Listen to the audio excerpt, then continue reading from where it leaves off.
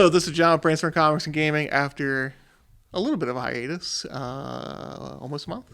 I still have, I think, one to post. I think I still have it in the queue to go. I'm sure everything you say would still be relevant. I don't know. I have to look at it. We'll still put it up. Don't get me wrong. But Okay. filling in content is the important. Oh, anyway, so this is Turning the Page, where we go over the comic book news of the week and other things as well. So, I am here by myself again this week. We have 6 topics. We're going to talk about some changes that Marvel has made to comics this week. We're going to talk about what you would pay for an Action Comics #1 there, Jacob. We'll get to why that's important. Marvel dropped the Miss Marvel trailer, Disney Plus. Let's see. We're going to talk about. We made a huge push with our eBay store. This last month. It's one of the things that I've been busy with. Of course, we'll talk about top covers and who's having the best Wednesday ever. I know that's your favorite topic. Of course. It's got to be somebody's favorite topic. I like it. It's yours. That's all that matters. All right. So let's start off with Marvel's changes. So this week, if you came in and you picked up the Marvel books, you may have realized there was a change to the books. Marvel has switched to I would say probably a lower grade paper on select titles. It wasn't every title. Some people were on the Facebook group saying, "Oh, there was a mistake at the printing press." I don't think there was a mistake made. However, I do think that there was probably a choice being made as to whether to raise prices on the books because, as we know, paper prices are going up.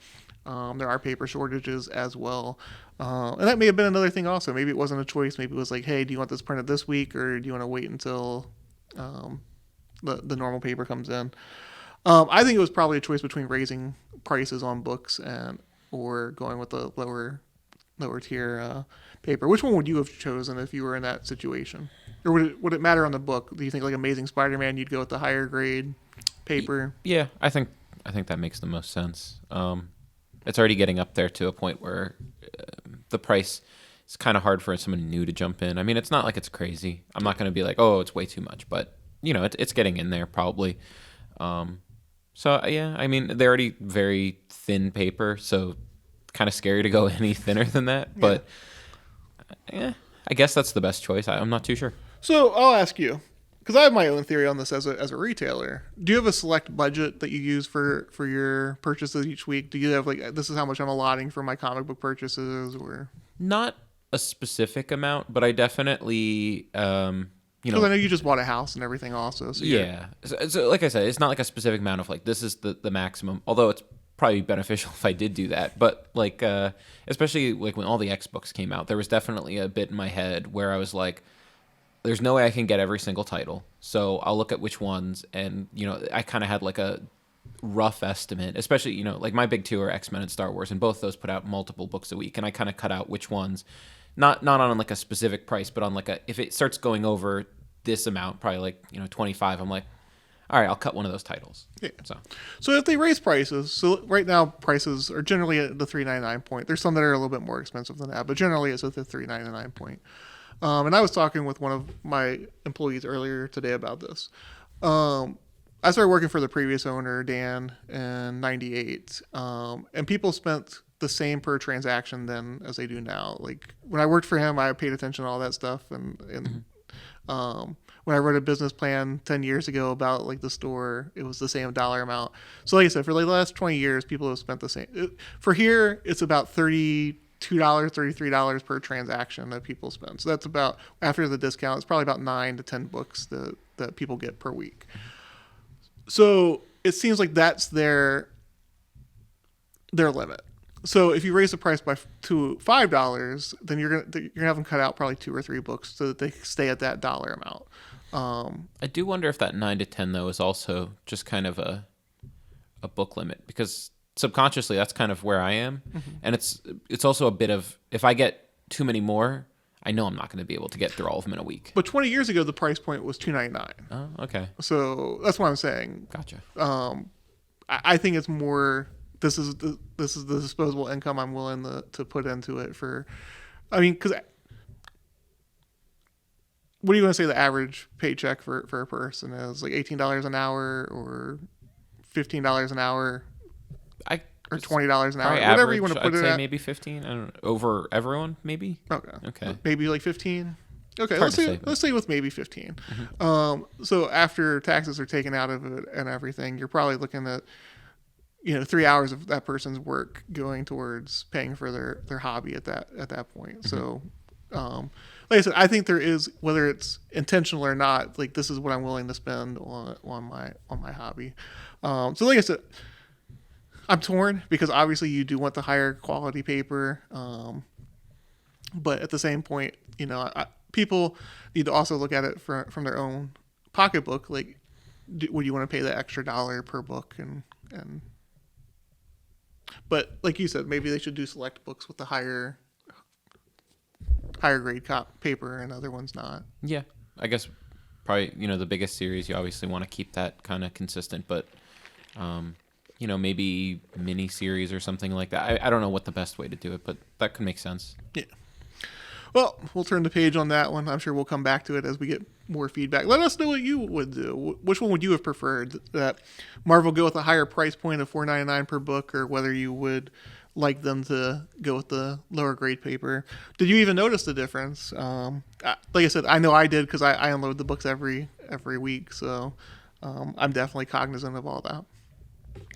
All right, so before we move on to the next topic, don't forget to LCS, like, comment, and subscribe. Even though it's been 4 weeks, I remember to do it. Like, comment, and subscribe to our YouTube channel, Brainstorm Comics and Gaming.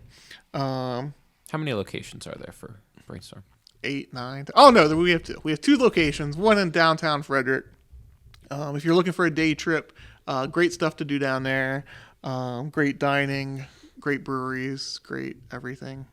I don't drink myself, but that's what people tell me. So, actually, there's an Indian restaurant 2 doors down from Brainstorm downtown now. Yeah, Tandor, Frederick. Something like that. Opened where Coco Cabana was open for like 3 months. And then closed. I don't understand that, but I don't know what happened there. But I love Indian food, so I may have to pop in there and see what's good. And then if you are looking for back issues, more and more people are finding us out here in Walkersville, Maryland. We just added another 15,000 books up on top. We're working on adding another 20 to 30,000 more. Another reason why I haven't been doing these is I have not felt well because I felt exhausted after moving lots of boxes, but neither here nor there. I know you were probably wondering, like, is John ever going to do these videos again? No, it was fine. I was moving, so, it was a nice little respite. Okay. All right, so let's move on to topic number 2. Have you ever dreamed of owning Action Comics #1? No? You're shaking your head no, so you can say it's it. Superman, no. Oh, you're a jerk. What would you pay to own a piece of that kind of action? What do I think it's worth? Or, like, what? What do you think it's worth? Do we have a rough grade here? Because I haven't looked at this at all. Do you know what the grade on it was, or was it raw? Or? No, it was graded. Okay. Do you know what it was? I'm not telling you that because it's part of my joke. You have to answer my question. Okay. All right. I'm trying to think genuinely what I think it might sell for, and I'm probably far off, but I'm gonna say. Would you pay $7,000 for a piece of that action? A piece of that action? You're getting the joke. That's right. So somebody paid $7,000 for a graded part of the cover that just had the number 1 from Action Comics #1. $7,000. Would you pay that? No. You say that pretty emphatically. It's like those little cards that you get from movies where they're like, this is a genuine piece of the outfit that they wore, and we'll sell it to you for $40, and it's like. That's already silly. $7,000 for a piece of paper. Now that's something. No joke though. That's what somebody did. $7,000 for a graded piece that said the issue #1. So is the grade like 0.1? Because it's missing. It's incomplete. I think it's I, or I don't even remember what it was. Because it's missing 99% of the comic. Well, of the cover. Not even talking about the comic. I guess, yeah. I don't know. I think we've hit a silly point at this point in terms of that stuff. Oh yeah. If the guy's happy with his purchase, good for him. But How much is he turning around to sell it for? I don't even know. Like I said, I just found it very outlandish that was even a thing. I want to know how CGC authenticated this little piece of the book as being the true from the original one, as opposed to not being like. Well, they've shown they're willing to authenticate nothing. So what's this? Yeah, I guess they did throw their reputation to the wind a couple months ago with the whole bad idea thing. Yeah. I don't know. I love Superman. I would not spend $7,000 for that. No. But I felt like it was an important topic to talk Oh about. yeah. Well, how much would you guys spend for The number one. the number one of Action Comics number one? I don't even know what further to say. So we'll turn the page on that topic and we'll move on to topic number 3. All right, so then we'll go to topic number 3. As you know, I'm more of a DC person. I have not really read as much of the Marvel stuff, especially from like the last 5 years or so. But the Miss Marvel trailer dropped. A lot of people are excited about that, being one of the more exciting young characters in comic books right now. I don't know if you're a huge Marvel fan. We'll start with your opinion of what the trailer. Overall, I like the trailer. So people online are being very harsh to it. Yeah, and I can get the complaint about the powers, and I'll go into that. But I just want to say, like, broadly, I liked it. It seems like it has the right kind of tone and stuff to it for the character, and I think that's the most important thing to get down. Yeah. And then also, I will say that I feel like females don't have the same kind of characters, that the variety of characters to choose from in comic book movies that men do. And I feel like this is definitely in that same kind of like Spider-Man, kind of like easygoing, kind of having fun. Yeah, I think both companies are kind of guilty of the last, basically all of the characters that they go for that are the female characters are like, we need to make them look badass. And it's like, that's fine. But you have the people like, Spider-Man, which everyone loves the most, which has like this kind of more fun energy, especially Tom Holland looking younger and playing it kind of younger. So I think it's nice to have something different, not even talking about like representation in different ways with the character, but specifically that you have a very different aesthetic. And as much criticism as Brie Larson got, clearly Miss Marvel, the Kamala Khan is looking up to her. You can play off of that with her being so optimistic and everything, and like, hey, you should have more fun with this if they choose to play off of that. Yeah. But you want to talk about the powers, you said? Yeah, I think that's the one thing people are complaining about the most, and that would be the one that I would kind of agree with. Her character kind of needs like a sillier power in my mind. If it's just like shooty light beams, it kind of takes away from her. It makes her a little bit more generic. And her being, a different kind of, like we were saying, different female character. She's not supposed to look, cool and tough. She has this kind of silly power, but she makes it work for her. And I think that's kind of something for her. There is one shot in the trailer where she has like the big fist out of the light. So if she still uses it in a unique way, then I think it could be fine. We haven't seen enough of it, but I think if it is just like kind of just Captain Marvel light, it's going to be kind of annoying. Sort of like when Spider-Man was just Iron Man light, everyone was kind of complaining about that. And so then they took a step back and they're like, okay, he's not going to have all those powers. So you're gonna criticize me for it, I'm sure, but I have not been thrilled to watch like any, like I haven't been like, oh my god, I have to watch this Disney Plus show for any of them. I'm actually excited to see this one, but I've already told you. Criticize you on that. I watch them and I agree.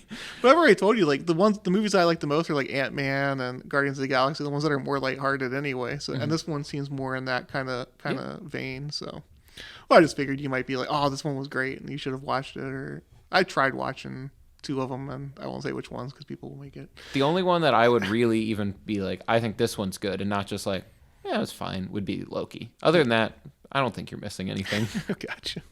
Like I said, I am looking forward to this one though. Yeah.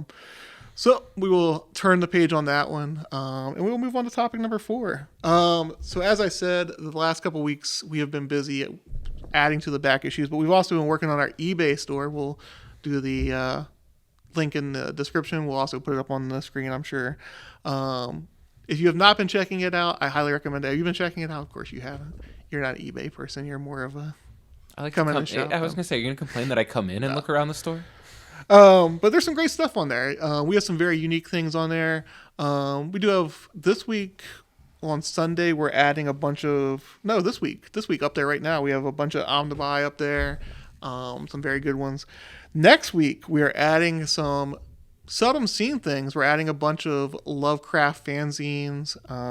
Obviously Lovecraft is in the news a lot with like the different shows and movies and stuff that are kind of playing into his wheelhouse and themes from his works. So you may want to check that out. See all the cool things we've been adding. I think this week we added like 100 items up to the eBay store. We're gonna add, I think, another 100 next week. So definitely check that out. Every Sunday by the end of the night, we have all those listed.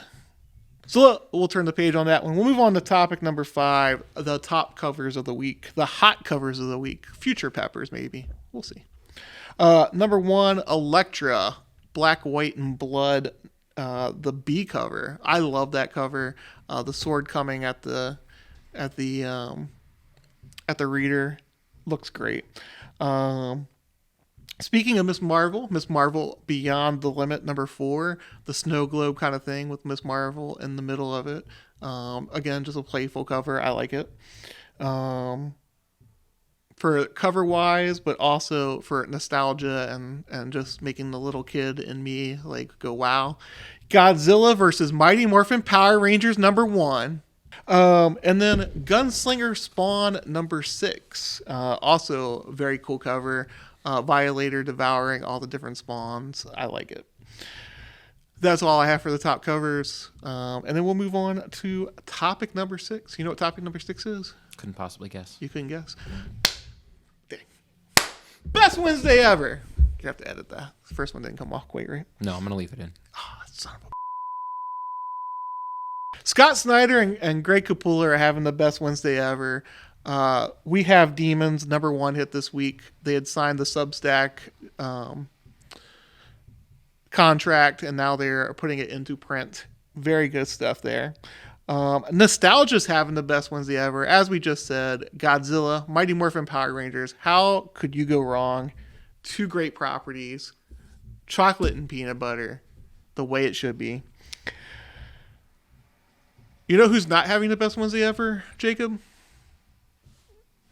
You, when you look at Tom King? Guy Gardner is not having the best Wednesday ever. You know why Guy Gardner is not having the best Wednesday ever?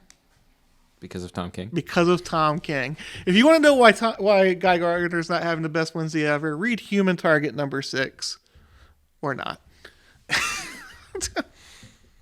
forget what my joke was going to be. What was my joke going to be again? I don't know. You just went on a tirade about Tom King. I can't remember. It's not unique each time. You kill me. Dr. Aphra having the best Wednesday ever. Flew off the shelves today. First appearance in it, so people were gunning for copies over and over again. Sold through that one very quickly. Our eBay store having the best Wednesday ever. We have been selling tons of stuff on there all month. You don't want to miss out. You want to see some stuff that I haven't put out on the shelves. We're just throwing it up on the eBay because we don't necessarily have all the space in the world to highlight everything. So you're going to see some pretty cool things on there. You have anything before I throw out my last one? Yeah, I found one. Okay. And just it happened to be looking through League of Comic Geeks because they're right next to each other. 90s Spider-Man coming back here. The fact that Lethal Protector is right next to DeMatteis writing a Ben Reilly story is pretty funny. Yeah. And I have to think that That it's goes like back to slightly nostalgia. Yeah, specific, very specific nostalgia. You know who else is having best Wednesday ever? Comic book pressers are having the best Wednesday ever because of the poor paper Marvel has switched to. They're going to be very, very busy with all these books because of the condition of the paper, unfortunately. So I'm sure you're disappointed.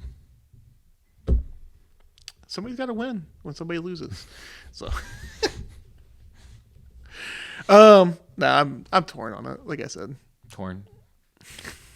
Thin paper. In all seriousness, like I said at the beginning, it probably was a choice on their part between the two, and I was joking about the last one. But any last comments before we close this up? No, I'm good. Well, that's this week's Turning the Page. Hopefully you enjoyed it. Hopefully we can go back to a weekly schedule. We'll see how well I feel on a regular basis. All right. Thank you for watching, and have a great Wednesday.